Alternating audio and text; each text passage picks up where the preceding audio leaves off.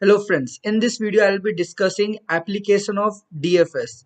So already I have discussed lots of problems related to DFS, and DFS means depth first search, or we can write like depth first traversal. So in order to traverse the vertex of a graph, there are two traversal technique.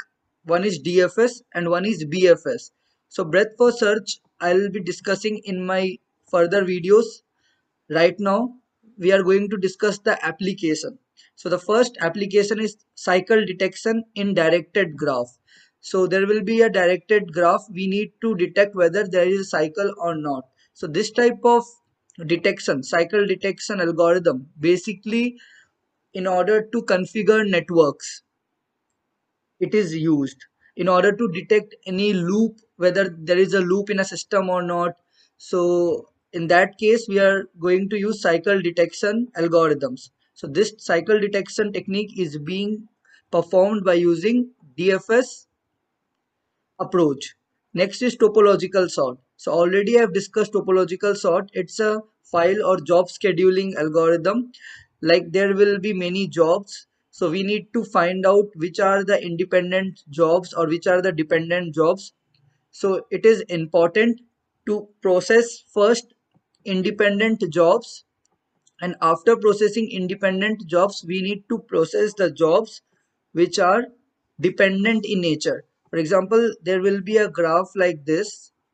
Okay, suppose this is a graph, and moreover in topological sort the graph must be directed acyclic graph. Okay, directed acyclic graph. So as we know that suppose this is a job, so this job is dependent on this and this, and moreover these two jobs are dependent on this job. So first we need to process this job, then we need to process this job, or we can process this job, and after that at last we will be processing these jobs.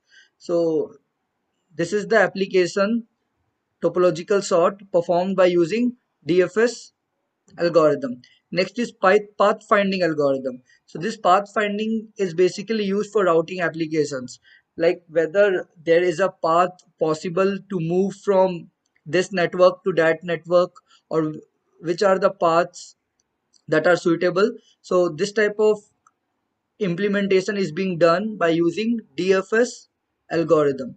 Next is there are puzzles like rat maze puzzle, Sudoku puzzle, etc. So basically backtracking algorithm is nothing but DFS in graph.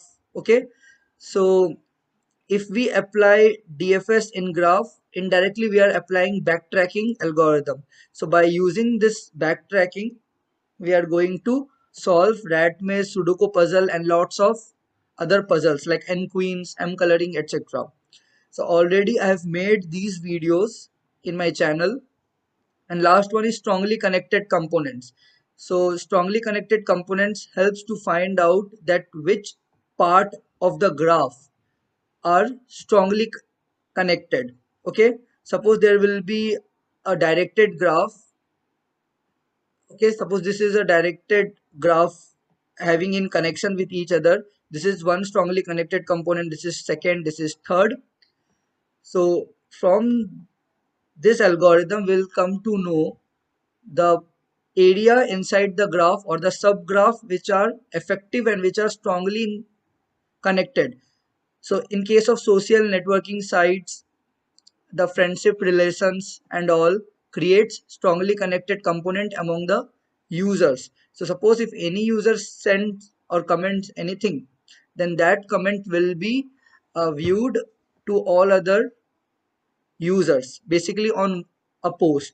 Okay, so this is the application of strongly connected component, and moreover in network configurations this helps us to know which area of the network is important or is strongly connected with each other. Okay, so this is the important application of DFS, and already I have covered all these topics in my channel. From next video onwards we are going to start the second technique by which we can traverse the graph known as BFS.